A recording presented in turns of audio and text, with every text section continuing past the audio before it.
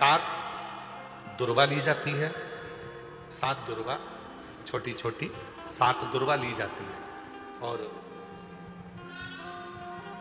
थोड़ा ध्यान देना, ये भगवान शंकर का शिवलिंग है। एक बेलपत्र 7 दुर्वा।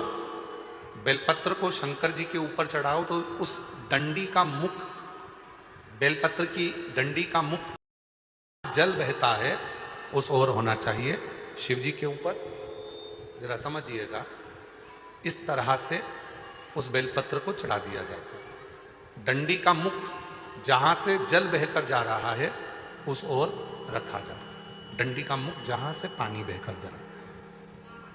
और जो 7 दुर्वा है, उन 7 दुर्वा को भगवान शंकर के 7 स्थान पर शिवलिंग पर ही, जहां मां जगतजननी का हस्त कमल है पीठी का, 7 स्थान पर 7 दुर्वा को शिवलिंग से स्पर्श करते हुए वहीं पर या तो टिका दो, या तो इस तरह से टिका दो 7 जगह पर, या नीचे रख दो। धीरे धीरे 7 बार उन्हीं दुर्वा पर जल समर्पित करना है और बेलपत्री और 7 दुर्वा को लकुलेश्वर महादेव का नाम लेकर आना है। और जिसके डॉक्टर कह दे कि इसके शरीर में कोई दवाई भी दे दो तो काम नहीं करेगी, यह शरीर चलेगा नहीं, अगर लकुलेश्वर महादेव का नाम लेकर एक एक दुर्वा 1-1 घंटे के अंदर उसको खिलाएं और आखिरी में वो बेलपत्र चबा चबा कर खिलाना प्रारंभ करें, एक ना एक दिन लकुलेश्वर महादेव उसको चलाता ही। लकुलेश्वर महादेव, एक हाथ में छड़ी है मेरे देवाधिदेव महादेव के और दूसरे हाथ में अग्नि का खप्पर है मेरे महादेव। हमारे जीवन को सुख कर लकुलेश महादेव का नाम, लकुलेश्वर महादेव का नाम जब हम लेते हैं, लकुलेश्वर महादेव का जब हम नाम स्मरण करते हैं तो वो लकुलेश्वर महादेव का नाम हमें कहीं ना कहीं किसी ना किसी रूप में उलझनों से मुक्त करता है। एक बार सब बोलो, कौन से महादेव हैं? आवाज नहीं आई, जम के बोलो। लकुलेश्वर महादेव। लकुलेश्वर महादेव का नाम का उच्चारण 7 दुर्वा, 1 बेलपत्र और 7 दुर्वा के स्थान पर थोड़ा थोड़ा जल जब हम समर्पित करते हैं और उन दुर्वा को, जिसका शरीर काम नहीं कर रहा, डॉक्टर कह दिया कि इसका कोई इलाज ही नहीं है, तब वो दुर्वा और वो बेलपत्र काम आते। इसको 1 महीने में 2 बार प्रदोष आती है, उसी तरह इस उपाय को भी केवल 2 बार ही किया जाता है महीने में केवल।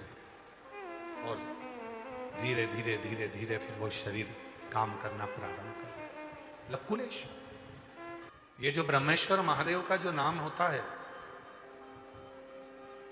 कई लोग कहते हैं हमारा बच्चा डिप्रेशन में पहुंच गया, हमारी पत्नी डिप्रेशन में है, हमारा पति डिप्रेशन में है, नींद की गोली खाना पड़ रही है, सुस्त सुस्त रहते हो, डिप्रेशन में चल रहे हो, टेंशन दिन रात दिमाग में चलता रहता है।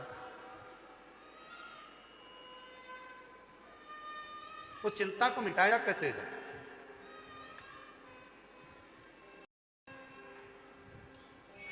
सात बेलपत्र भगवान शंकर के शिवलिंग पर चढ़ाकर सावन के महीने में 2 लोटा जल शंकर भगवान को, आप लोगों को मालूम है ना, सारे समय पर 1 लोटा जल और सावन में 2 लोटा जल।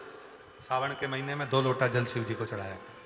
और अगर चिंता ज्यादा है, टेंशन ज्यादा है, डिप्रेशन चल रहा है, गोलियों पर गोलियां खाना पड़ रही है, बीपी की गोलियां बार बार खाना पड़ रही है, तो ब्रह्मेश्वर महादेव का नाम लेकर शिव पर 7 बेलपत्र चढ़ाकर, और अगर 7 ना हो तो 5, 5 ना हो तो 3 बेलपत्र शिव को चढ़ाकर दोनों हाथों के लोटे का जल धीरे धीरे शिव जी पर चढ़ाएं और उसी में से थोड़ा सा जल लेकर जो बहुत टेंशन में हो, डिप्रेशन में हो, चिंता में हो, उसको उस जल का आचमन कराना प्रारंभ करो।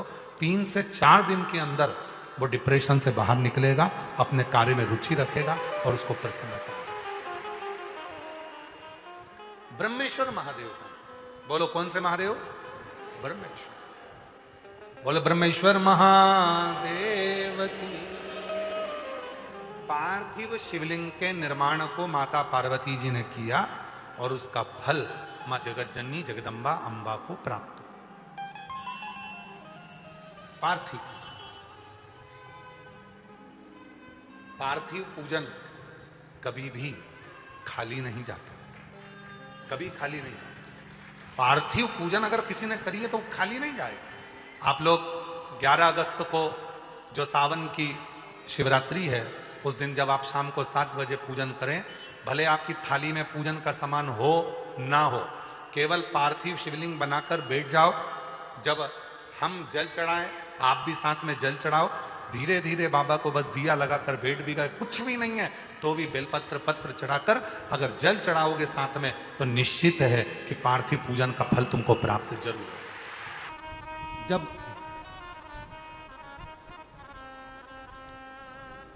सारी दुनिया की ठोकर खा लो, सारी दुनिया के हाथ जोड़ लो, सारी दुनिया से निवेदन कर लो, और उसके बाद भी तुम्हारी दुख की घड़ी समाप्त नहीं हो, तब प्रयास करना। तुम्हारे घर में कोई गमला हो,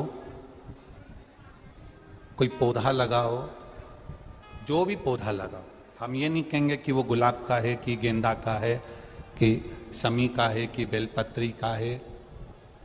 जो पौधा तुम्हारे घर में लगा, जो पौधा, एक प्रयास करना। अभी सावन चालू हुआ है,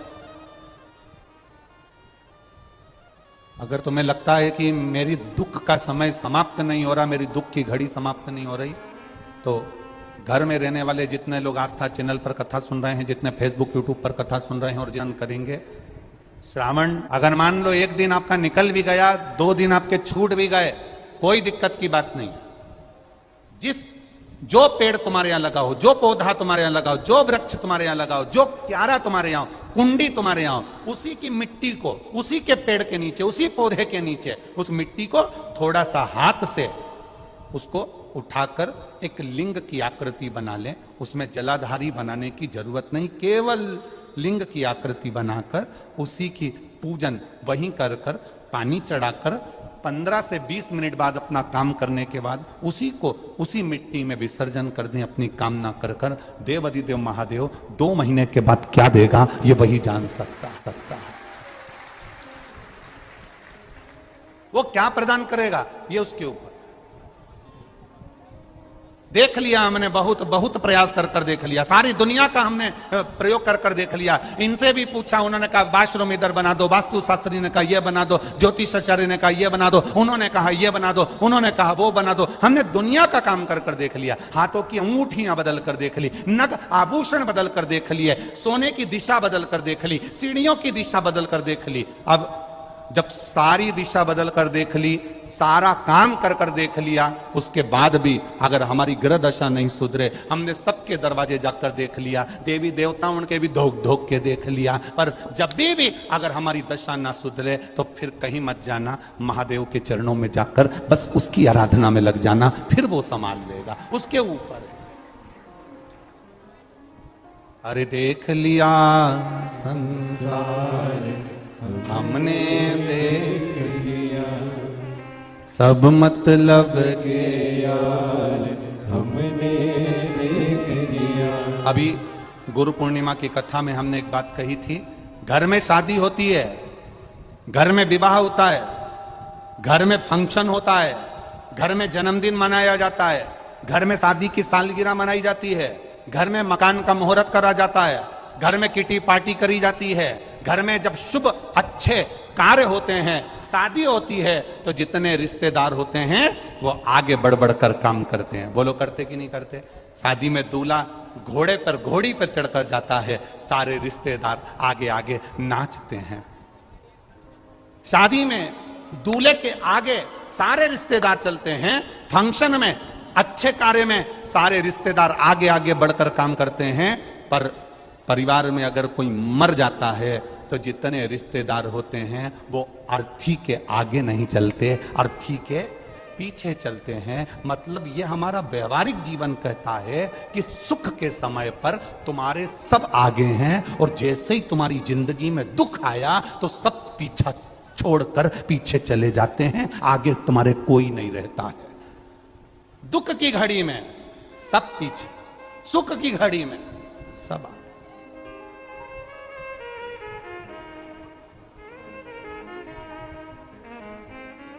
मुर्दे को लेकर जाते हैं, राम नाम सत्य कहते कहते कहते कहते शमशान में ले जाकर अकेला छोड़ देते हैं। अब जरा विचार करिएगा, शादी होती है तो दूल्हे को अकेला नहीं छोड़ते। तुम्हारे राजस्थान में छोड़ते हो तो बात दूसरी है, हमारे मालवा में तो नहीं छोड़ते, मध्य प्रदेश में दूल्हे को अकेला नहीं छोड़ते, क्योंकि हल्दी लगी होती है तो कहते अकेला मत जाना, अकेले मत रहना, ए बना ए बनी अकेली नहीं रहना। दूल्हा दुल्हन को अकेला नहीं छोड़ते, केवल मरने के बाद मुर्दे को अकेला छोड़कर आ जाते हैं। उसका केवल एक कारण है, सुख का जो समय होता है सब तुम्हारे साथ होते हैं, और दुख का समय मुर्दे को भी अकेला छोड़कर आते हैं, उस समय कोई नहीं रहता, क्योंकि पूरे परिवार को मालूम है कि दुख की घड़ी में कोई खड़ा नहीं होगा। शमशान में केवल एक ही रहता है, और वो देव अधिदेव महादेव रहता है। वो संभालेगा, कोई दूसरा संभालने वाला होता ही नहीं। कौन संभालेगा आप?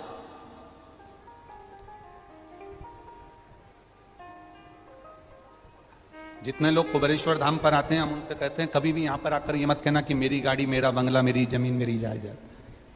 यहां तो झोली भी अगर खाली लाओ, 25 साल 30 साल 40 साल भी अगर शादी को हो गए और औलाद नहीं हुई है, तो उसके दरवाजे पर जाकर कहना, कथा सुनते सुनते उसके 7 दिन की कथा में कंकर शंकर का स्पर्श रोज कर कर अपने गर्भ को लगाते हुए कहना, तेरी कथा सुन रही हूं, मैंने सुना है तो सबकी गोदी भर देता है, मेरी शादी को 30 साल हो गए, झोली तो तू ही भरेगा, मुझे विश्वास है खाली नहीं लौटाएगा। और वो देकर ही भेजता है, देकर ही भेजता है, खाली नहीं भेजता।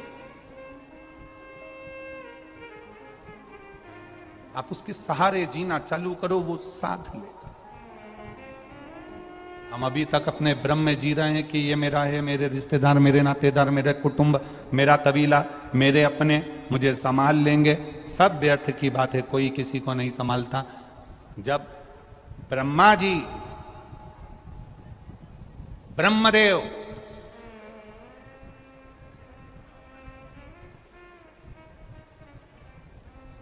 भगवान नारायण से कह रहे हैं कि आपके पिता का स्वरूप क्या, लिंग की आकृति प्रकट कर ले, शिवलिंग।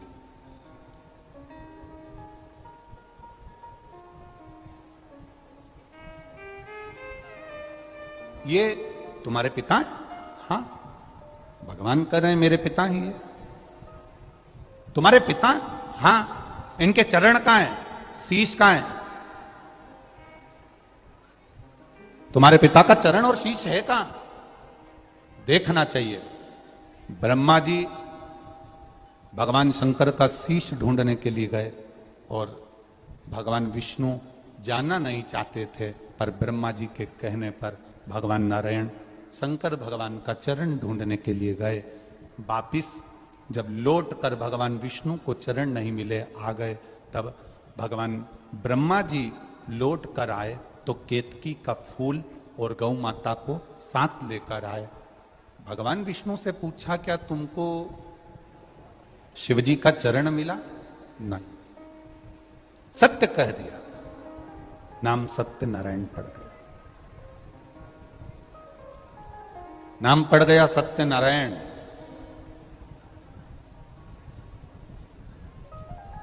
आप लोगों के घर में सत्यनारायण जी की कथा होती है क्या? किन किन क्या होती है, जरा हाथ उठाना। कभी किसी के यहां हुई है? हुई सबके यहां? चलो रखो। सत्यनारायण जी की कथा में कितने अध्याय होते हैं? बोलो, जम के बोलो जरा। 5। अब उसमें पहले अध्याय को पढ़ना। एक गरीब ब्राह्मण, यहीं से चालू हुआ है, ठीक है। फिर लिखा, उसने सत्यनारायण भगवान की कथा सुनी। बोलो सही है कि गलत है? 5 अध्याय पूरे हो गए, उसमें अभी तक ये नहीं पता पड़ पाया कि इसमें सत्यनारायण की कथा कौन सी थी। बोलो, पढ़ो एक बार फिर से पढ़ो। फिर सत्यनारायण भगवान की कथा लक्कड़हारे ने सुनी, बोलो सही है कि गलत है। उसके बाद सत्यनारायण भगवान की कथा एक बनिए ने सुनी जिसके यहां संतान नहीं थी। कथा कौन सी थी? स्कंद पुराण में लिखा है सत्यनारायण भगवान की कथा अगर कहीं से प्रकट हुई है तो वो स्कंद पुराण से प्रकट हुई है। स्कंद पुराण में वर्णन किया गया सत्यनारायण भगवान की कथा कौन सी है? वो कथा केवल यही है कि ब्रह्मा और भगवान विष्णु ने शिवलिंग को प्रकट करा। ब्रह्मा जी शीश देखने के लिए गए, भगवान नारायण चरण ढूंढने के लिए गए। जब भगवान नारायण को भगवान शंकर के चरण नहीं मिले तो ब्रह्मा जी से कह दिया मुझे भगवान के चरण नहीं मिले। उन्होंने सत्य कह दिया, इसलिए उनका नाम सत्य नारायण हो गया। शंकर भगवान प्रकट होकर कह दिए सुनो नारायण, आपने मेरे शिवलिंग के सामने सत्य कहा है। पृथ्वी पर तुम्हारी पूजन होगी, जो एक कलश को स्थिर रखकर, श्रीफल रखकर, केले के खंभ लगाकर तुम्हारी आराधना करेगा, तुम्हारी पूजन करेगा, उस पर सत्यनारायण भगवान तुम प्रसन्न होगे और तुम्हारे साथ में देव अधिदेव महादेव वर प्रदान करेगा, उनकी झोली खुशियों से भरेगा। यह सत्यनारायण भगवान की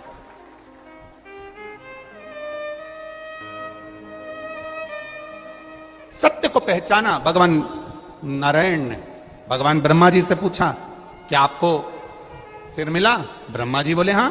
ना मानो तो केतकी के पुष्प से पूछो। केतकी के पुष्प से पूछा, ब्रह्मा जी को सिर मिला? केतकी के फूल ने कहा। भगवान शंकर ने कह दिया केतकी का फूल झूठ बोल रहा है, मैं श्राप देता हूं।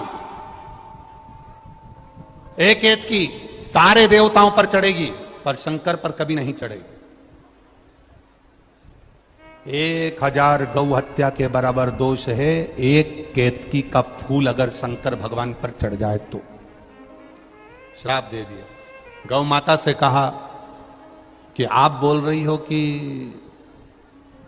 ब्रह्मा जी ने शीश का दर्शन करा है? हाँ, तेरा पूरा शरीर पूजा जाएगा पर तेरा मुख अपूज्य होगा। गौ माता सारे मंदिरों की परिक्रमा आगे से होगी, सारे तीर्थों की परिक्रमा आगे से होगी, माता पिता की परिक्रमा आगे से होगी, पर गौ माता तूने झूठ बोला है, इसलिए तेरी परिक्रमा तेरी पूंछ से चालू होकर पूंछ पर विराम होगी।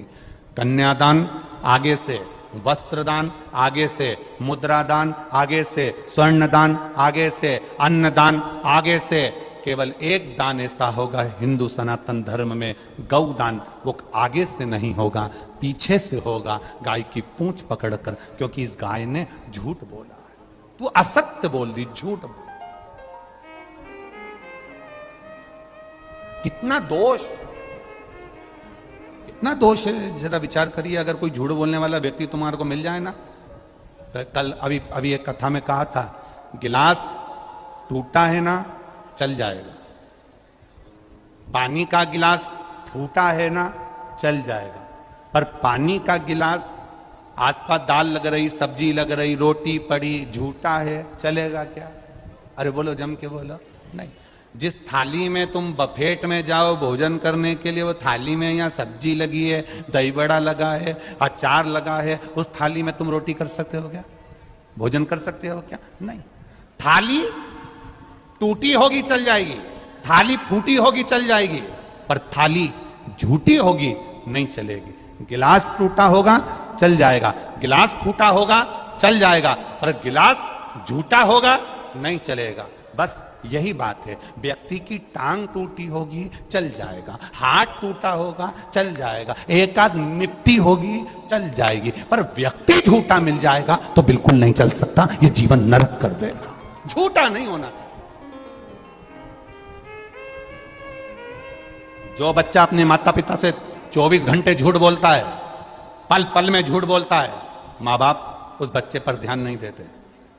जो भाई, जो पत्नी, जो पति अपने इष्ट से, पति पत्नी से झूठ बोले, पत्नी पति से झूठ बोले, अच्छा नहीं लगता। केवल एक झूठ माता सती ने महादेव से कह दिया था। शंकर भगवान ने पूछा, सती परीक्षा लेकर आई हो?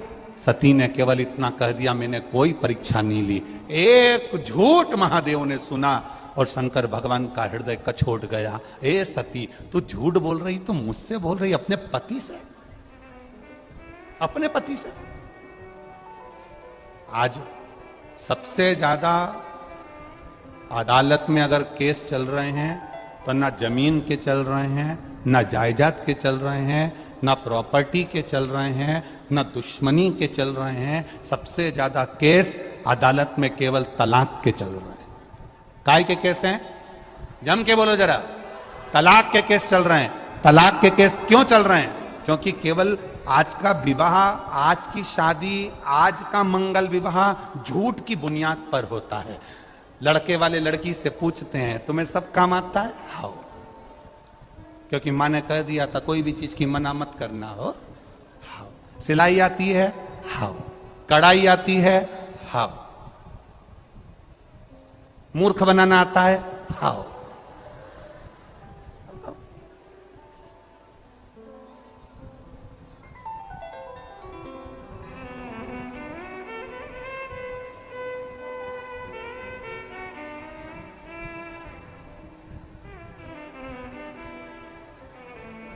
झूठ पर विवाह पक्के हो रहे हैं, झूठ पर बुनियाद रखी जा रही है। और शिव महापुराण की कथा कहती झूठ से परे होइए। दिखावे की जिंदगी से भगवान शिव प्रसन्न नहीं होते। सावन का महीना आया, सिर पर त्रिपुंड लगा लिया।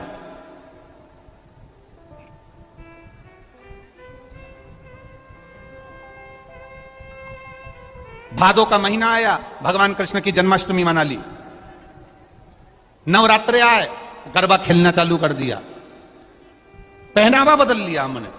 ना ना ना ना, शिव महापुराण की कथा कहती है दिखावे से शंकर भगवान कभी प्रसन्न नहीं हुए। महादेव को जिसने प्रसन्न करा वो दिखावे से प्रसन्न नहीं करता। महादेव को जो प्रसन्न करता है वो निर्मल मन से। भोले को प्रसन्न करने का सबसे सुंदर तरीका है आप स्वयं भोले बन जाइए। तो कई लोग कहते हैं गुरुजी अगर हम भोले बनकर रहेंगे तो दुनिया बहुत समझदार हो गई, हमको मूर्ख बनाकर चली जाती है। हमारा निवेदन है हम दुनिया के सामने भोले बनने का नहीं कर रहे हैं, हम शंकर का भोला भक्त बनने की बात कर रहे हैं। भोला भक्त का मतलब ये नहीं होता कि किसी को मूर्ख बना देना। भोला भक्त का मतलब होता है अपने शरीर के द्वारा, अपने द्वारा, अपनी वाणी के द्वारा, अपने चरित्र के द्वारा अपन किसी को दुख ना दें। बस यही भोला भगत की एक परिभाषा है। हमने अगर किसी को अपशब्द कह दिया, ताने दे दिए, गाली दे दी, आड़ा टेढ़ा कह दिया, इसमें भोला भगत की परिभाषा नहीं है।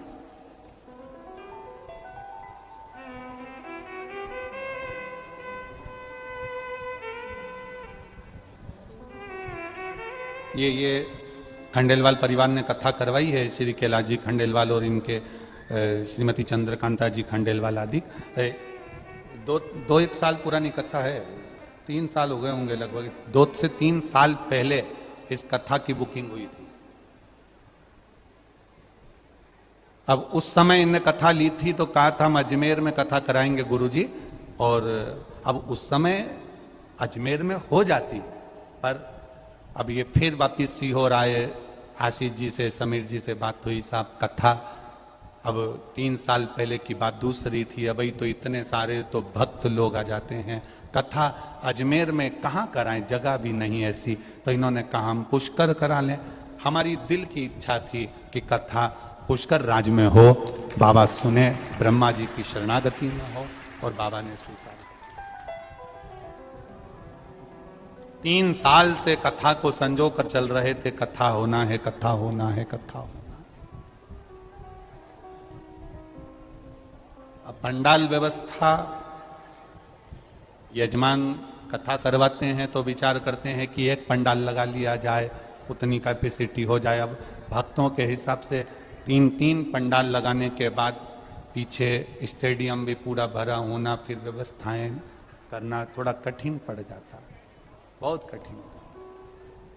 पर हमने एक बात पहले भी कही, आज फिर कहते हैं, यजमान कथा लेता नहीं है, भोलेनाथ स्वयं यजमान बनकर कथा लेते हैं, और यजमान के रूप में स्वयं शंकर पार्वती ही कथा को सुनते हैं, करवाते हैं और करते हैं। हमारा तो इतना कहना है, पुष्कर राज की भूमि से अभी तक पुष्कर राज में जितने भी भक्त आए थे वो सब मेरे ब्रह्मा जी के भक्त आए थे। पहली बार पुष्कर में शंकर के भक्त आए हैं, इनकी सेवा में कोई पीछा मत हटना, कोई पीछे मत हटो। जितने अजमेर और पुष्कर के दान दाता हैं अपने पानी, हम आपसे ये नहीं कहेंगे कि आप धन लाकर खर्च करो, आप यहाँ 1 रुपया भी मत दो, पर निवेदन इतना करना कि अपने हाथ से कुछ नहीं तो पानी की बोतल, पानी का पाउच, बिस्कुट आदि कोई भी शिव भक्त मिल जाए उसका मुंह झूठा जरूर कराना, और अपनी एक डायरी में लिख के रखना कि मैंने 5 तारीख को 5 रुपए का बिस्कुट खिलाया था, 3 महीने बाद वो 5 रुपए को हिसाब लगा कर देखना, वो 1000 गुना हुआ मिल जाएगा। ये शिव कथा सहज नहीं है, शिव महापुराण की कथा, शंकर की कथा साधारण। आपसे भी निवेदन है, जो अपने घर से आते हो 2 पानी की बोतल लेकर आओ, एक अपने पड़ोसी के लिए, अपने खुद के लिए।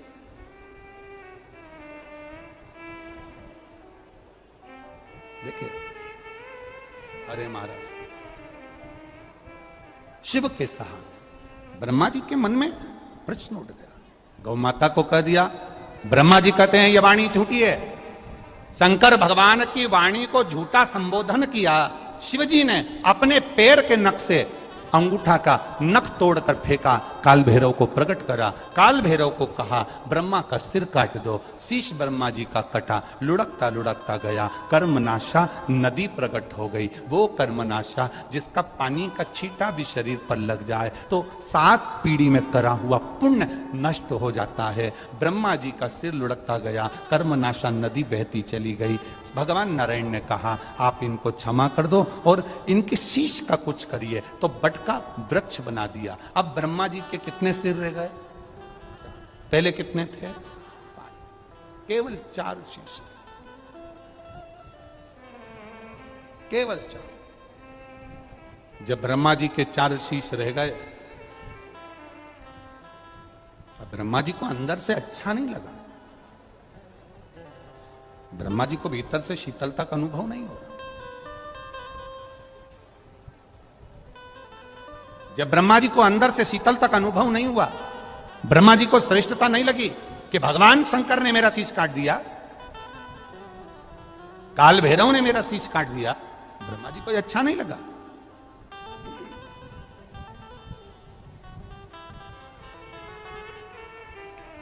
बहुत बड़ी सभा लगी है, बहुत बड़ी सभा। उस सभा में ब्रह्मा जी ने अपने मन के अंदर की बात सामने प्रकट करी। ब्रह्मा जी बोलते हैं कि मेरे मन को अच्छा नहीं लग रहा, क्योंकि मैंने झूठ बोला था और मेरा एक शीश कट गया था, शीश कट गया। अब मैं क्या करूं? दुनिया के लोग मुझे गलत समझेंगे कि ब्रह्मा जी ने झूठ बोल दिया, शीश कट गया। ग्लानि भीतर से हो रही है, अब मैं करूं तो करूं क्या? तो इंद्रदेव ने कहा प्रभु पिताजी एक काम करिए, आप एक विशाल यज्ञ की रचना करिए, और वो यज्ञ ऐसा होना चाहिए जिसमें आपकी ख्याति संपूर्ण ब्रह्मांड में फैले, ऐसा यज्ञ करा जाए।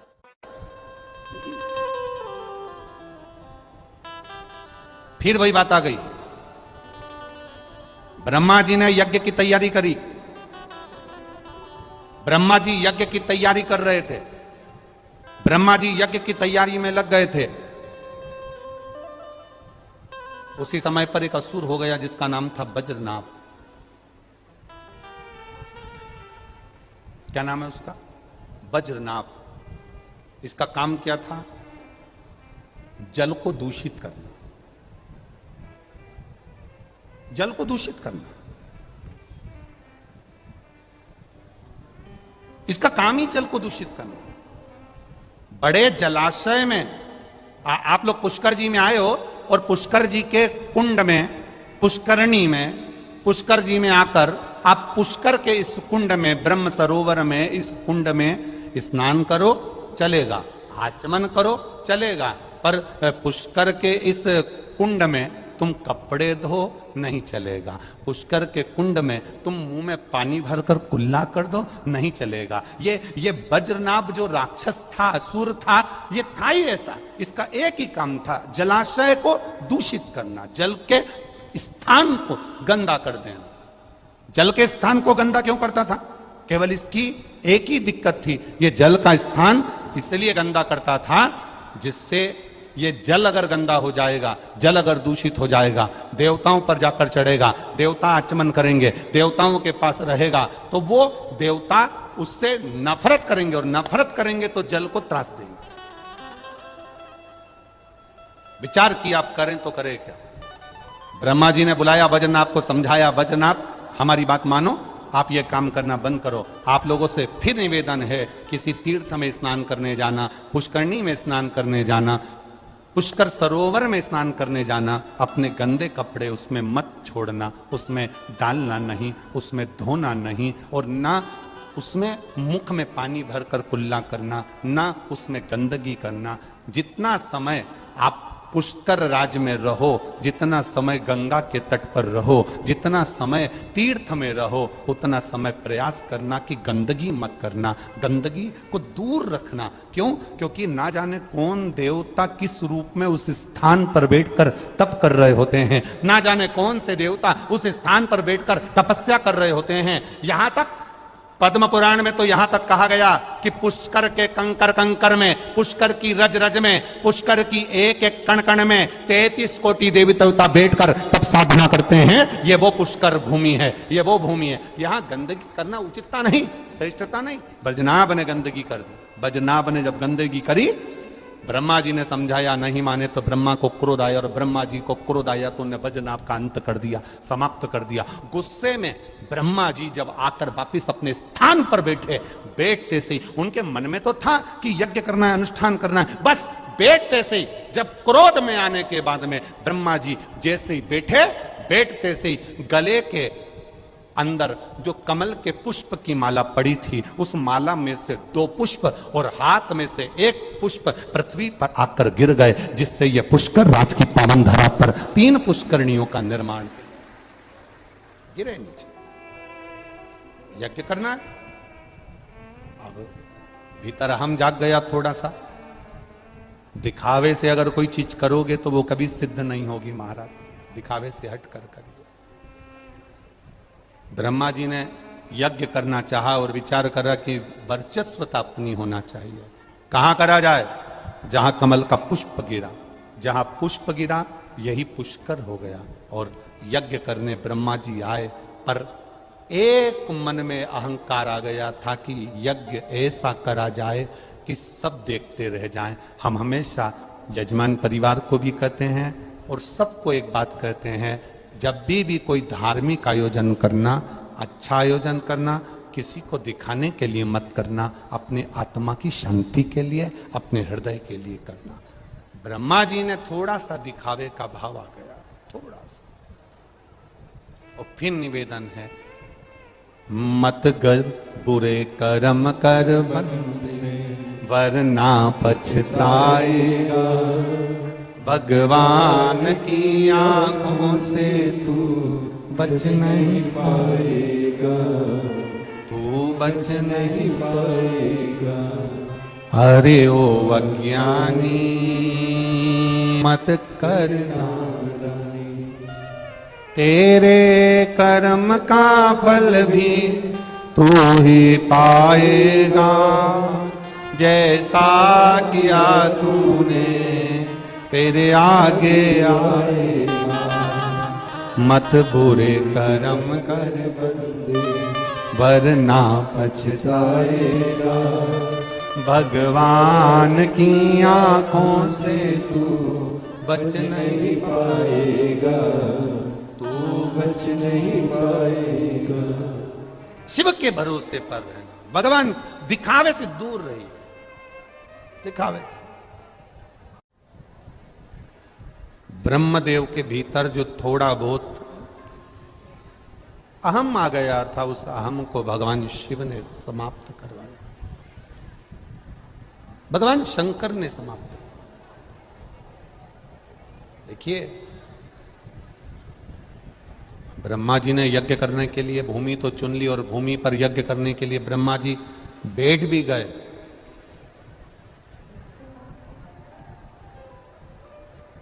जो बहुत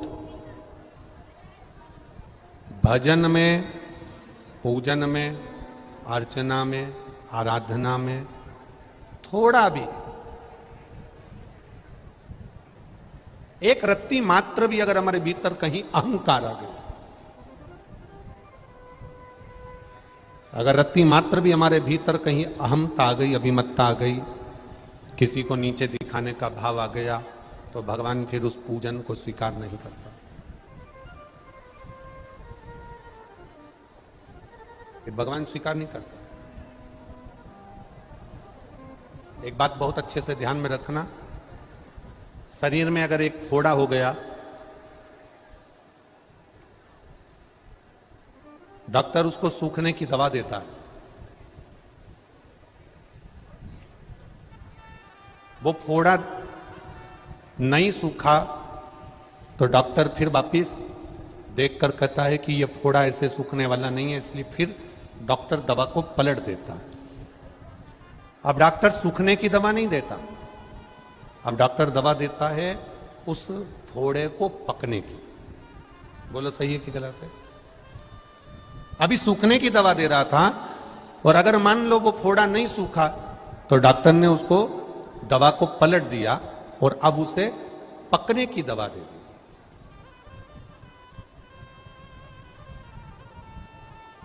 अब मरीज ने पूछा कि साहब तुमने ये दवा दी, उससे तो घाव पक रहा है, ये तो और पकने लगा, ये तो घाव पक रहा है, तुमने तो इसमें पकने की दवा दे दी। इसको तो सूखना था, पर डॉक्टर को मालूम है कि घाव अगर पकेगा, पकेगा तो फूटेगा, फूटेगा तो उसमें से पस बाहर निकल जाएगा, और पस अगर बाहर निकल गया तो फिर जो दवा दी जाएगी उससे घाव सूख जाएगा। डीले कम करो, घाव से सूख जाएगा। जब तक पस बाहर नहीं निकलेगा फोड़े में से, फुंसी में से, तब तक वो फोड़ा सूखने वाला नहीं है। उसी तरह घाव को पकने के लिए डॉक्टर दवा देता है, तो कभी कभी ऐसा होता है कि हमारे भीतर जो अहंकार आ जाता है, हमारे भीतर जो अहम आ जाता है, हमारे भीतर जो अहंकार आ जाता है, मेरा भोलेनाथ उसको भी थोड़ा सा पका देता है, और पकाता है तो वो फूटता है, और फूटता है फिर घाव को सुखा देता है। वही की वही यहां हुआ, वही की। थोड़ा भीतर अहम आ गया, थोड़ा भीतर अहंकार आ गया,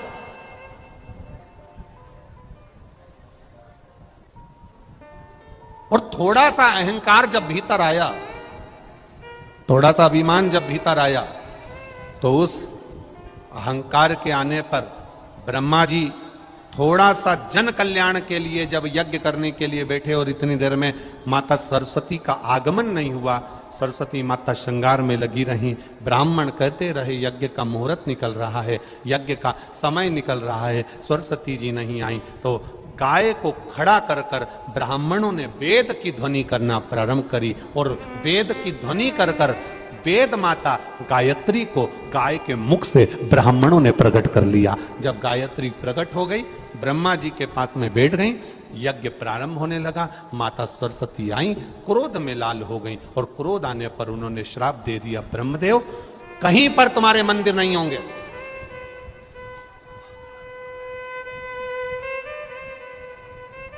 किसी स्थान पर तुम्हारा मंदिर नहीं बनेगा। और ब्रह्मा जी, तुमने एक नारी का अपमान करा है। इस भूमि पर जहां तुमने यज्ञ करा है, इस भूमि पर तुम्हारा मंदिर बन सकता है, पर उसके लिए भी एक शर्त है। सरस्वती माता ने एक शर्त सामने रख दी।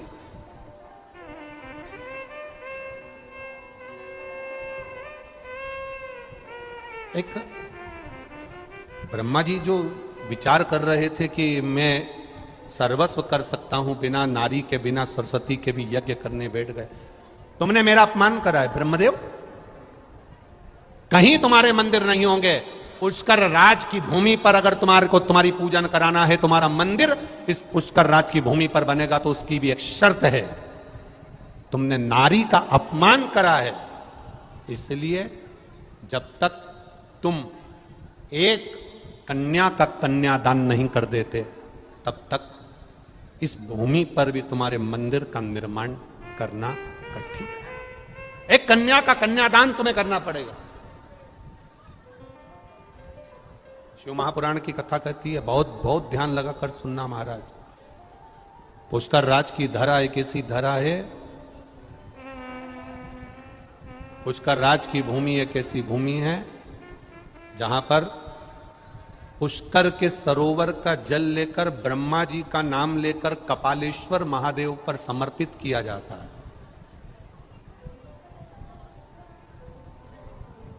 तो भूल से भी अगर किसी नारी का अपमान हुआ हो, भूल से भी किसी स्त्री का अपमान हुआ हो, या गर्भ में बेटी नारी बच्ची शांत हो गई हो, उसका भी दोष इस पुष्कर राज की धरा पर समाप्त हो जाता है। ये वो भूमि है। ब्रह्मदेव एक कन्या का कन्यादान करोगे तब पुष्कर राज की धरा पर तुम बैठकर पूजा सकते हो। तुमने एक नारी का अपमान करा है, स्त्री का अपमान। ब्रह्मा जी मौन हो गए, मौन, स्तुप्त। देव ऋषि नारद से ब्रह्मा जी ने कहा, एक कन्या का कन्यादान करना है, वो समय कब आएगा? ब्रह्मा जी के शब्द सुनकर नारद जी ने कहा, चिंता मत करो, द्वापर में भगवान कृष्ण का अवतार हुआ, राधा रानी प्रकट हुई। ब्रह्मा जी के सामने नारद जी ने कह दिया, चलकर तुम कन्यादान कर दो। किसका कन्यादान? कि कहा राधा का कन्यादान कर दो। भांडिर वन में ब्रह्मा जी ने राधा और कृष्ण का मंगल विवाह कर दिया और राधा का कन्यादान ब्रह्मा जी ने भगवान कृष्ण के साथ कर दिया। इस विवाह को केवल ब्रह्मा जी जानते हैं, इस विवाह को केवल यज्ञ नारायण जानते हैं, इस विवाह को केवल नारद जी जानते हैं, इस विवाह को केवल राधा जानती है, इस विवाह को केवल कृष्ण जानते हैं। इसके सिवा इस विवाह को कोई नहीं जानता। बाकी के समय पर राधा जी का विवाह देखोगे तो अनय घोष के साथ हुआ है। बाकी के समय पर भगवान कृष्ण का विवाह देखोगे तो रुक्मणी, सतभामा, जामंती, कालंदी, मित्रमंदा, लक्ष्मणा इनके साथ हुआ है। राधा जी के साथ विवाह का कोई प्ररूप ही नहीं मिलेगा। पर पद्म पुराण के अंतर्गत, गर्ग संहिता के अंतर्गत, स्कंद पुराण के अंतर्गत, शिव महापुराण के अंतर्गत, देवी भागवत के अंतर्गत इस पुष्कर राज में ब्रह्मा जी बैठने के लिए जो कन्या का कन्यादान करे, उसका क्रम आज भी वृंदावन की धरा पर भांडिर वन में आज भी ब्रह्मा जी ने जो राधा जी का कन्यादान करा, उसका चरित्र हमारे शास्त्र आज भी करते हैं। तब जाकर ब्रह्मदेव के लिए माता सरस्वती ने आज्ञा करी और ब्रह्मा जी यहां पर विराजमान हुए और फिर ब्रह्मा जी का पूजन यहां प्रारंभ हुआ। ये धरा। एक बात आप लोगों से कहना चाहेंगे, कन्या का कन्यादान करना कोई साधारण बात नहीं है। एक कन्या का कन्यादान करके ब्रह्मा जी पुष्कर में पूजा जाते हैं। शिव महापुराण की कथा कहती है, अगर पिता बेटी को पढ़ा रहा है, पिता बेटी को अच्छे कपड़े पहना रहा है, पिता बेटी को कॉलेज तक भेज रहा है, पिता बेटी पर पूरा भरोसा कर कर दूसरे नगर जयपुर, उदयपुर, कोटा पढ़ने के लिए भेज रहा है, तो अपने पिता के विश्वास को बेटी ना तोड़े, अपने पिता को कन्यादान का मौका जरूर दे। अपने पिता के विश्वास को बेटी ना तोड़े, उसको कन्यादान का मौका दे। क्यों? बेटा एक कुल को तारता है और बेटी दो कुल को तारती है। जब बेटी का कन्यादान पिता करता है तो बेटी का कन्यादान करते से पिता 94 तरह के नरकों में नहीं भोगता, वो सीधे बैकुंठ धाम के लिए चला जाता है। ये बेटी कर सकती। आपका किया गया कर्म आपको श्रेष्ठता दे देगा। आज बच्चे लोग शंकर जी के मंदिर जा रहे हैं, आज नारियां शंकर जी के मंदिर जा रही हैं, पुरुष वर्ग शिव जी के मंदिर जा रहा है। कुछ तो मिलता होगा। एक पत्र आए, देखिए पत्रों में कितना सुंदर भाव लिखा है।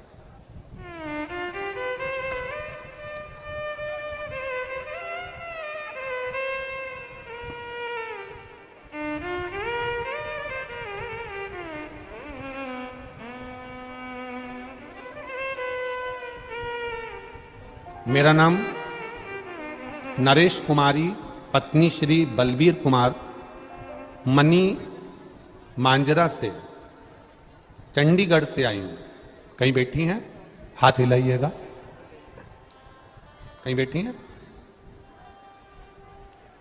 मेरा नाम नरेश कुमारी, पत्नी श्री बलबीर कुमार। आप पत्र को टीवी पर भी पढ़ सकते हो। पति श्री बलबीर कुमार, मनी मांजरा से, चंडीगढ़ से आई हूं। कहीं हो तो हाथ हिलाइएगा। अगर कहीं बैठी हो तो अपने दोनों हाथ हिला सकती हैं। चंडीगढ़ से आई हूं। गुरुदेव, मेरे पति को सन 2015 से सोराइसिस की बीमारी थी, जो कि पूरे शरीर में फैल गई थी। पहले 2 साल पीजीआई से इलाज चला, पर बीमारी से कोई आराम नहीं मिला। फिर उसके बाद 3 साल आयुर्वेदिक इलाज चला, पर कोई आराम नहीं मिला। फिर कोरोना काल से आपकी कथा सुनना प्रारंभ करी। एक आपने शिव जी का बगलामुख और बगलामुखी माता का हल्दी का माला वाला उपाय बताया था। गुरुदेव, मैंने दवाई लेते लेते वो वाला उपाय करना प्रारंभ करा और बाबा की कृपा से 2 साल से मुझे आराम मिल गया। मेरी सोराइसिस की बीमारी समाप्त हो गई। मैं बाबा को यहाँ धन्यवाद देने आई हूँ। गुरुदेव, मेरा बेटा अजय कुमार 35 साल का हो गया था, जिसकी शादी नहीं हो रही थी। जिसको पत्रिका दिखाते थे वो कह देता था इसके विवाह के योग नहीं है। मैंने पशुपतिनाथ का व्रत किया, बाबा से विनती करी और 14 मार्च 2023 को मेरा बेटा जो 35 साल का हो गया था, उसकी शादी बाबा ने करा दी। मैं बाबा को धन्यवाद देने आई हूं। शिव तत्व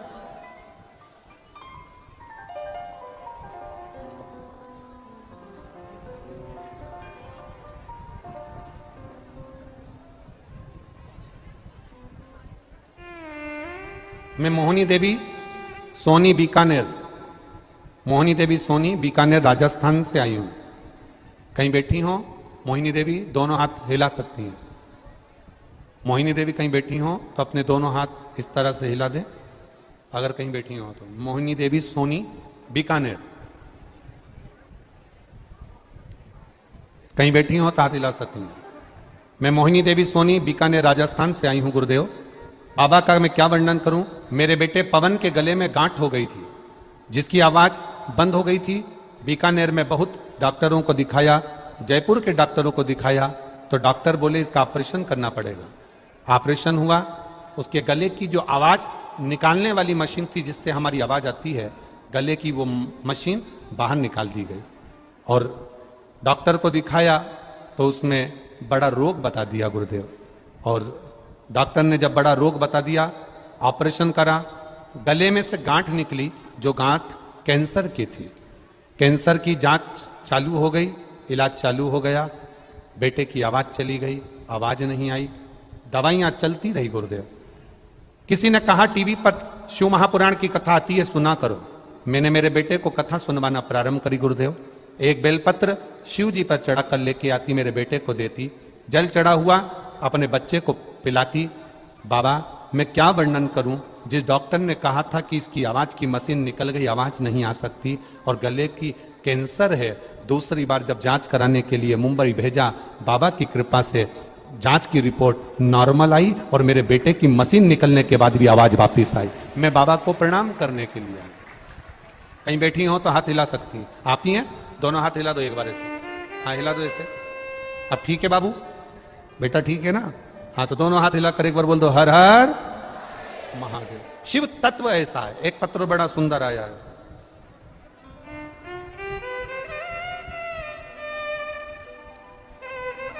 मैं लक्ष्मी यादव, पति श्री सुनील यादव, जयपुर में रामगंज की निवासी हूं।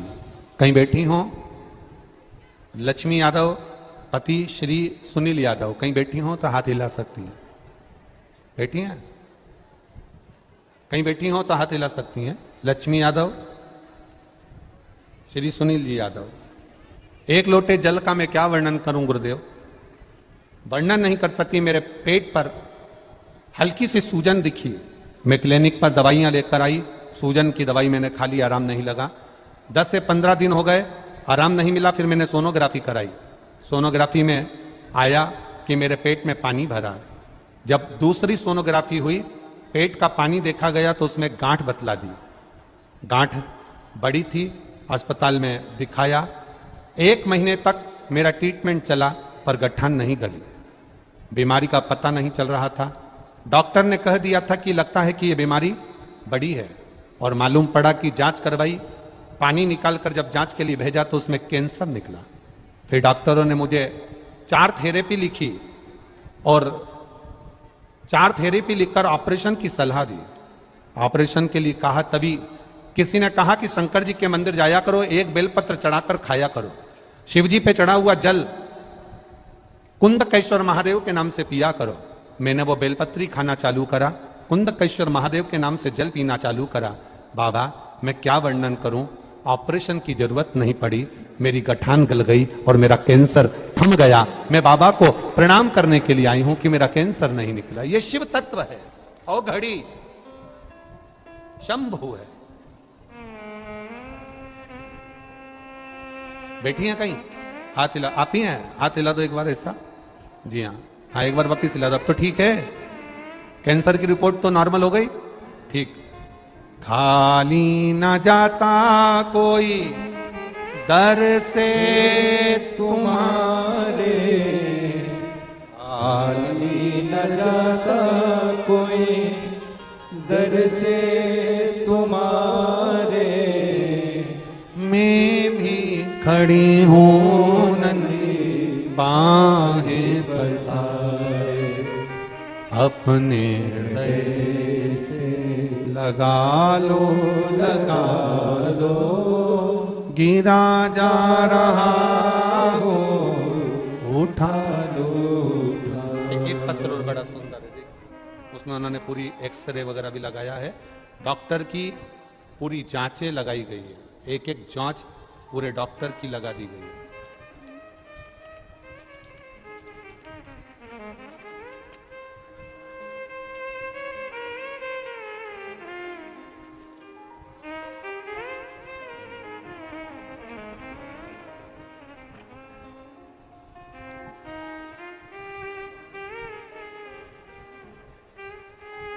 मेरा नाम कमला देवी है।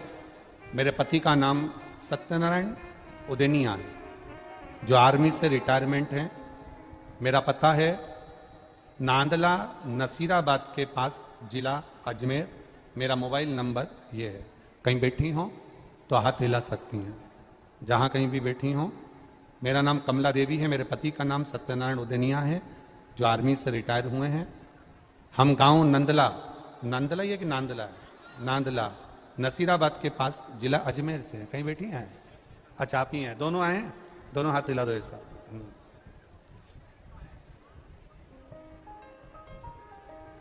गुरुजी, मेरी दांतों में बीमारी हो गई थी कोरोना के समय में।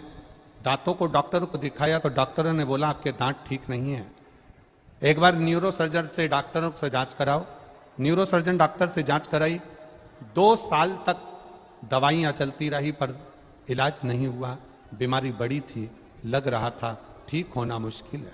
डॉक्टर ने भी कह दिया लंबा समय चलेगा, दवाई का कोई भरोसा नहीं है क्योंकि बीमारी ठीक नहीं है। गुरुदेव 3/10/2022 में आपकी पहली बार कथा देखना शुरू किया। सबसे बड़ी बात तो यह कहूंगी कि मेरे पति फौजी में रहे हैं तो विश्वास नहीं होता है। ऐसे ना जाने कितने पंडित आते हैं टीवी पर बोलकर चले जाते हैं किस किस पे भरोसा करो, इसलिए कोई भरोसा नहीं करता गुरुदेव। पर मैंने जब आपकी बात पर भरोसा करा तो मेरे पति से भी कहा कि एक बार शंकर जी पे जल चढ़ाकर पीने में क्या जाता है, इतनी डॉक्टरों की इलाज करवा रहे हैं, डॉक्टरों की इतनी दवाइयां खा रहे हैं और डॉक्टर कह रहे हैं कि ये ठीक नहीं हो सकती, पूरा मुख बेकार हो चुका है। तब शिवजी पे भरोसा कर कर 1 लोटा जल चढ़ाया, 1 बेलपत्री खाई। गुरुदेव कुछ ही दिन निकला, पानी, सब्जी को पानी जैसी पीस कर केवल पी सकती थी, दूध जैसी रोटी को पीस कर केवल पी सकती थी, दांतों को कुछ भी प्रयोग नहीं कर सकती थी क्योंकि बीमारी बड़ी थी। गुरुदेव पर बाबा सुनते हैं। मेरे पति को कभी विश्वास नहीं था कि ऐसा हो सकता है। 1 बेलपत्री, 1 लोटा जल सब अच्छा कर सकता है। 8 महीने हो गए बाबा, एक भी गोली नहीं खाना पड़ रही है, मेरा मुंह पूरी तरह से ठीक हो गया है। मैं यहां प्रणाम करने आई। बाबू ठीक है? अब पूरा मुख ठीक है? आराम? खाली न जाता कोई दर से तुम्हारे, मैं भी खड़ा हूँ नदी बाहें फसाए, अपने हृदय से लगा लो लगा लो, गिरा जा रहा हो उठा दो उठा। हम तो कहते हैं शिव महापुराण आप सुनने जरूर आए हो, बैठे जरूर हो, थोड़ा गर्मी जरूर है, उमस पड़ रही है, आप लोगों को पंखा झेलना पड़ रहा है, कोई धूप में बैठा है, कोई बाहर बैठा है, पर एक विश्वास लेकर बैठना, भरोसा लेकर। 7 दिन की कथा दिल से सुनकर जाना, वो दिल से झोली भर कर दे देगा, ये विश्वास मानकर जाना, भरोसा रख। जो रह गए हैं, भले लोग कहेंगे बहुत भीड़ है, बहुत भीड़ है, ट्रैफिक जाम है, पहाड़ी से नीचे तक तो गाड़ियां पार्किंग नहीं, बहुत जाम है, बहुत जाम है, पर ऐसा ट्रैफिक जाम, ऐसी भीड़ तो सब दूर चलती रहेगी, पर अपना भी तो उससे मिलन हो सके, 2 क्षण बैठकर अपने दिल की बात अपने महादेव को कह सकें, ऐसा समय मिलना मुश्किल है। दिल से कहूं उसको, मेरे भोले तेरा सहारा है, मेरे भोले तेरा सहारा है, मेरी नैया का तू किनारा है, मेरी नैया का तू किनारा है। ये शिव तत्व होता ही ऐसा, उसका गुणगान, उसका भजन, उसका कीर्तन, उसका मंत्र जाप, उसका स्मरण, उससे की गई प्रार्थना खाली नहीं जाती। ब्रह्मा ब्रह्म लोक में रहते हैं, भगवान विष्णु वैकुंठ लोक में रहते हैं, पृथ्वी का मृत्यु लोक का अगर कोई देव है तो वो केवल एक देव अधिदेव महादेव है, उससे करी गई प्रार्थना खाली नहीं रहती। सनातन धर्म से मन हटने लगा तो दूसरे धर्म में तुम्हारा मन जाने लगा, अब तुम्हें सनातन धर्म ठीक नहीं लगने लगा।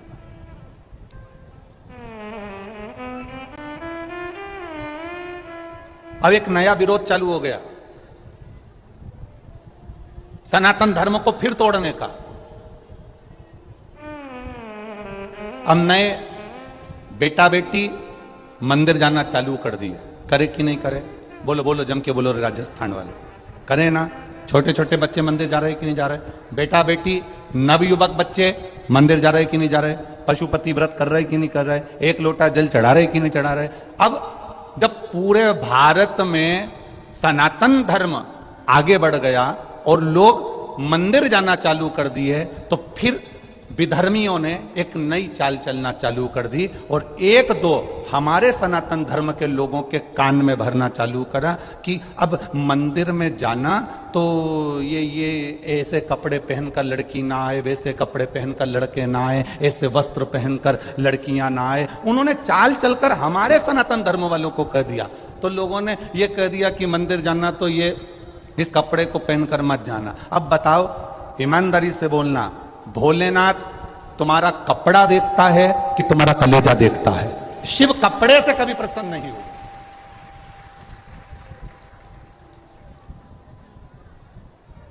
अब फिर भी धर्मियों ने चाल चली कि कैसे भी नवयुवक लोगों को मंदिर जाने से रोकना है, तो एक काम करो, ऐसा कह दो कि मंदिर में प्रवेश करना तो ये वस्त्र पहनकर प्रवेश मत करना, तो जिससे नवयुवक बेटा बेटी मंदिर जाना धीरे धीरे कम कर देंगे। बूढ़े बूढ़े लोग ब्रह्मा जी का मंदिर दर्शन करने अंदर जाएंगे और जवान जवान बच्चे कह देंगे हम तो जीन्स पहने, हम तो टी शर्ट पहने, हम नहीं जा रहे, मम्मी तुम दर्शन करके आ जाओ। और ये बाहर बैठ के आराम से चाय पियेंगे, मंदिर के अंदर भी ये पाँव नहीं रखेंगे और धीरे धीरे फिर भी धर्मियों की चाल पूरी सफल हो जाएगी और तुम्हें मंदिर से दूर कर दिया जाएगा और फिर इनको दूसरे धर्म में भेज दिया जाएगा। ये बड़ी बड़ी चाल है, छोटी मोटी नहीं है। और हमारा व्यक्ति हमारा होकर इस चाल को नहीं समझ पाता और उन्होंने कह दिया हमारे मंदिर में साहब ये कपड़े पहनकर मत आना, तुम ये मंदिर में वस्त्र वाला पहनकर मत आना। भगवान कपड़े से कभी प्रसन्न नहीं हुआ।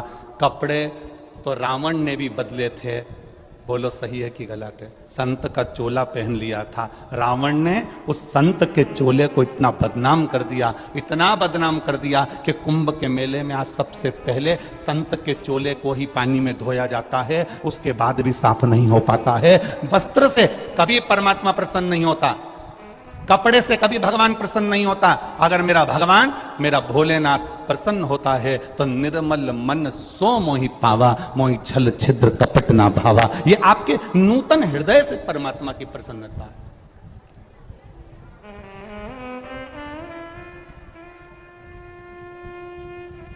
ये आपके नूतन हृदय से परमात्मा की प्रसन्नता का भाव है। आपके हृदय से भगवान की प्रसन्नता। भगवान को ना तुम्हारा वस्त्र देखता है, ना भगवान तुम्हारी दौलत देखता है, ना भगवान तुम्हारा धन देखता है, ना भगवान तुम्हारा वैभव देखता है। भगवान अगर देखता है तो केवल तुम्हारे मन में जो भोलापन है, तुम्हारे मन में जो श्रद्धा समाई है, तुम्हारे मन में जो विश्वास जागृत हुआ है परमात्मा के प्रति, परमात्मा केवल वही देखता है। उसके सिवाय भगवान कुछ नहीं देखता। भगवान देखता ही नहीं है। अरे भाई,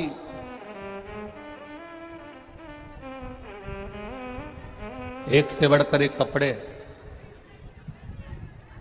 कपड़े की दुकान पर शोरूम में पुतले पहने रहते हैं। बोलो पहनते कि नहीं पहनते? एक से बढ़कर एक कपड़े, कपड़े की दुकान में शोरूम में पुतले पहनते हैं। तो क्या पुतले को भगवान मिल जाता है? अगर कपड़े बदलने से परमात्मा मिलता होता तो शोरूम में जो पुतले होते हैं उनके रोज कपड़े बदले जाते हैं तो भगवान उनको मिल जाता। पर कपड़े बदलने से नहीं, भगवान तुम्हारा भजन करने से तुम्हारे सम्मुख में आकर प्रकट हो जाता है, तुम्हारे सामने आ जाता है। उसको कपड़े से मतलब नहीं रहता। भगवान को पाने का तरीका ढूंढो।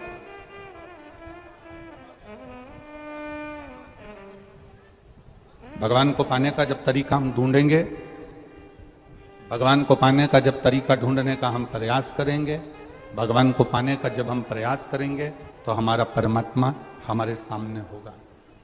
किसी वस्तु को पाने का प्रयास करा, वस्तु मिल जाती है। गाड़ी को लाने का प्रयास करा, लोन ले लूं, मकान बनाने का प्रयास करा, लोन ले लूं, मकान बेच दूं, ये कर दूं, वो कर दूं। हम जिसको पाने का प्रयास करते हैं, उसको पाने के लिए उस वस्तु की चाह हमारे भीतर बढ़ जाती है और हम उसे पाने का प्रयास करते हैं। ऐसा प्रयास हमारे जीवन में हमें परमात्मा को पाने के लिए करना है कि कैसे हम हमारे भगवान को हमारा अपना बना सकें, कैसे मैं शंकर की हो जाऊं और शंकर मेरा हो जाए। ऐसा कोई प्रयास हमारी जिंदगी में करा जाए कि हमारा दुख कट जाए। भोला आता है आप लोगों को? ये प्रार्थना है। जब भी कथा के पंडाल में बैठो या भोलेनाथ जी के मंदिर में दर्शन करने जाओ या शिवालय का दर्शन करने जाओ तो मुख से बोलना चाहिए। एक बार सब माताएं प्रेम से बोलो और जितने भाई बैठे हैं वो भी बोलो, भोला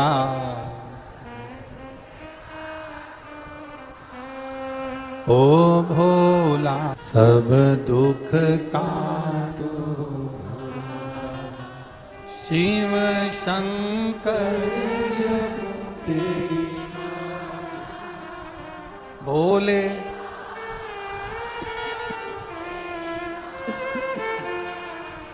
भोला सब दुख काटो, ओ भोला सब दुख काटो। ये शिव की प्रार्थना, शंकर भगवान को निवेदन, शंकर का अनुमोदन, शिव भक्ति, शंकर भगवान से प्रार्थना, अपने हृदय से शिव से कहना, अपने मन से भगवान शंकर का गुणगान करें। भगवान से आप जो दिल से कहें वो दिल से सुनता है। ब्रह्मा जी का सिर कट गया था, काल भैरव को भगवान शंकर ने प्रकट कर दिया था और काल भैरव ने जाकर ब्रह्मा जी को अपने हाथ की उंगली का नख तोड़कर उनका शीश काट दिया था। काल भैरव, जब काल भैरव ने शीश काट दिया, शीश कट गया, भैरव, काल भैरव का आदर, सम्मान, सत्कार सभी देवताओं ने किया।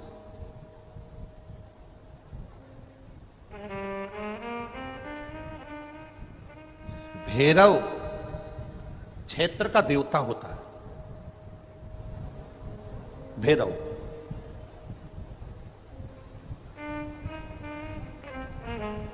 64 तरह के भैरव होते हैं। कितने तरह के? 64। 64 तरह के भैरव होते हैं और 64 तरह के भैरव, जितने भैरव होते हैं उतनी भैरवी होती है। क्योंकि शिव के साथ शक्ति जरूरी है, भैरव के साथ भैरवी जरूरी है। क्योंकि भैरव शंकर भगवान का एक अंश रूप है, क्योंकि शिव ने उसको प्रकट करा। हाँ, दुनिया के लोग भले भैरव जी को बदनाम करने में लगे, ये तो शुरू से चला रहा। भैरव जी को कोई बीड़ी पिला देता है, कोई सिगरेट पिला देता है, कोई कह देता है कि भैरव बाबा को तो बीड़ी दे दो, भैरव बाबा को तो सिगरेट दे दो। ये ढोंग और प्रपंच मेरे शंकर की कथा में नहीं है।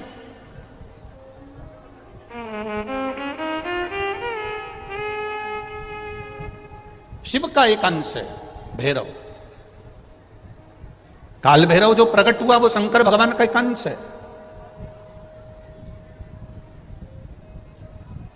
काल भैरव जो प्रकट हुए वो शिव का एक अंश रूप है। और काल भैरव जब प्रकट हुए, सारे देवताओं ने उनका आदर करा, इंद्र ने उनका सम्मान करा, इंद्र उनकी सेवा में लगे, वायु देव, गरुण देव, वरुण देव, जितने भी देवता हैं सब ने उनका आदर करा। अब आदर करते करते करते करते माता लक्ष्मी जी ने भी काल भैरव को निमंत्रण दिया। जरा सुनिएगा, बहुत सुंदर कथा है पुष्कर राज की। इस कथा को अपनी जिंदगी में उतारना जरूर।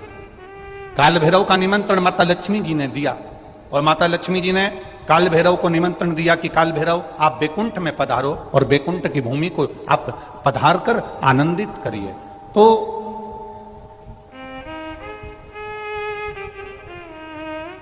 काल भैरव का काम क्या है? काल भैरव का कार्य क्या है? ये यहाँ राजस्थान की भूमि पर तो वैसे भी भैरू जी के मंदिर बहुत है। बोलो सही है कि गलत है? और पूरी दुनिया में जितनी भी, पूरी भारत की भूमि पर दुनिया के लोग कहीं पर भी लें, कहीं पर भी रहें, पर भैरू पूजने के लिए हमारे राजस्थान में आते जरूर हैं। भले वो कभी भी आए, पर राजस्थान में आकर भैरू पूज कर जाते ही।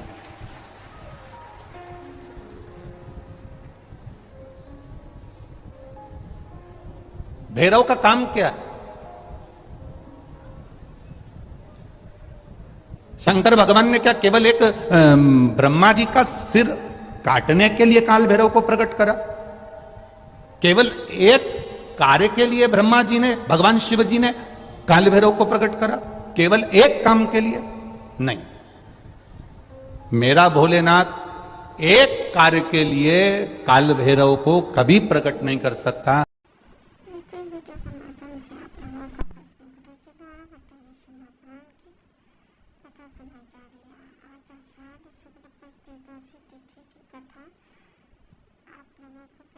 अच्छी लगी तो वीडियो को लाइक शेयर एंड सब्सक्राइब जरूर करें। धन्यवाद दोस्तों। हर हर महादेव।